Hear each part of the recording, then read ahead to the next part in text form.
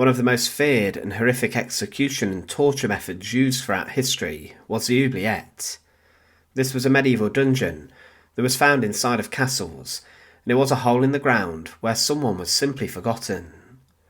The word oubliette means to forget, and it was often so small and cramped inside of the dungeon that prisoners would not be able to stand up or even sit down. They would be held for days on end, and sometimes until the day they succumbed to their ordeals. Guards would also make the lives a misery of those inside of the cell, as they could throw waste to spread diseases and make their ordeal much worse. One oubliette found at Warwick Castle was so fearful and terrifying that during the 100 Years' War, the French soldiers heard of its reputation and would do anything to not be sent down there. In the dark for months and years on end was psychological torture. When someone did die, their corpse would be left to rot and would be picked at by rats and vermin, which added to the terror. Oubliettes were used to strike fear into someone, and it was an execution method, but throughout the Second World War, the Nazis and the SS would use this dungeon as inspiration to inflict such suffering inside the concentration camps. Today we look at the execution method of the standing cells, and as always, to support our channel, please make sure to subscribe. The concentration camps became the site of execution and extermination for millions of people during the Second World War, with the SS guards being the brutes who would inflict torture and death on a daily basis. But they would use medieval torture methods such as the manacles and other devices to inflict suffering onto those who were sent to camps such as Buchenwald, Dachau and Auschwitz, and there were whole torture blocks where specialist guards would work to break the inmates. But the oubliettes served as the inspiration for the standing cells, which were known as the Stehbunker. The standing cell was a specially built tiny small prison cell, which was made to stop a prisoner sitting down. They would be held upright in a standing position for very long periods of time. Sometimes standing cells would be just for one person, where they would be locked in a very tight space, but sometimes they were slightly larger to allow more than one person inside, and it was incredibly claustrophobic. The first cells came when SA Commandant Werner Schaefer had 2 standing cells built in the underground rooms inside of Oranienburg concentration camp. These opened in 1933 when Hitler seized control and became the Chancellor. In these cells in particular, there was a prisoner named Neumann who was locked in these for 192 hours, and he was held there for 8 days without release, and the horror of this cell led to him being driven crazy, as it was immense torture. There was a huge strain on the body physically, but there was also a large psychological effect that the method had on the inmate. It was hell being locked in a standing position without being able to sit. The legs would ache tremendously and get very sore, and prisoners were forced to go to the toilet where they simply stood, which could cause burns and further diseases. But one of the most formidable camps was Dachau concentration camp. This was known as the first camp opened inside of Nazi Germany, and it would also be known for its torture. But as thousands of prisoners passed through the gates of Dachau, the SS created different ways of inflicting suffering, and in late 1944, the camp's commandant ordered the creation of standing cells. These were incredibly small stone cells, which were like being locked in a chimney in one position, in a cell which was 75 centimetres by 80 centimetres, meaning there was absolutely no room to move. There would be a small hatch and a hole for air and oxygen, and prisoners were locked in as an iron bar was placed over the small hatch.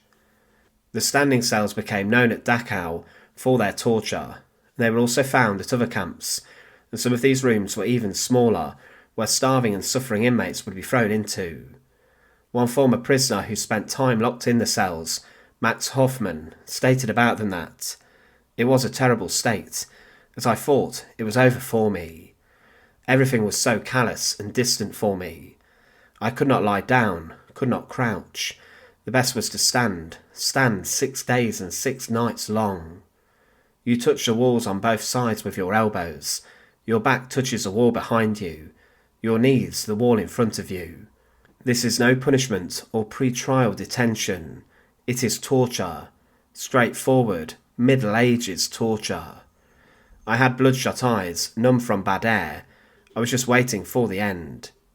Auschwitz, the deadliest concentration camp of the Second World War, would also have standing cells inside of it, and specifically inside of the basement of Block 11. These were very small and were around 80 centimetres squared. At some points 4 people could be shoved into these. They were forced to stand, and there was a tiny opening for air, and prisoners struggled for it.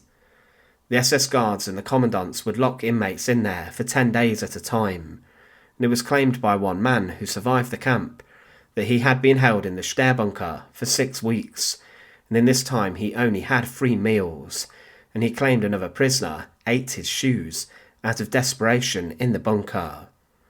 It was Rudolf Höss who oversaw this punishment, and he was later known for being the commandant who expanded Auschwitz to a huge extent. The camp's standing cells would later be removed by the more lenient commandant who came after Höss, Arthur Lieber-Henschel, in 1943. Another former prisoner claimed that when locked in the prison, he was given a piece of bread every 3 days, and when it was the 4th day, he was taken from the room and was given a standard meal before he was allowed to sleep on a wooden cot. But then the ordeal the next day would start all over again, and this was torture. The punishment was usually administered for those who needed breaking, or those who had slightly infringed on the camp's rules. Those who stole measly pieces of food were subjected to this, and they would encounter this as they were trying to survive. One Czech prisoner would also spend 8 days without a break inside of the standing cell, and there were prisoners who were not allowed a break from the cells. When they came out, they were usually incredibly fragile and broken. But the standing cells of the Second World War and the concentration camps were clearly inspired by the oubliette and the formidable dungeons inside of medieval castles. This showed that the SS would want to inspire fear in the camps, and that they found this as a fit way of punishing people. The similarities between the two centred around the small, locked-in walled prison, where someone would be forgotten, but the aim was to break a prisoner, and it was pure psychological hell. And even in England, when Guy Fawkes, the gunpowder plotter, was locked inside of the oubliette in the Tower of London, the aim was to break him, like the prisoners of the concentration camps. Thanks for watching. To support our channel, please make sure to subscribe, and once again, thank you so much for watching.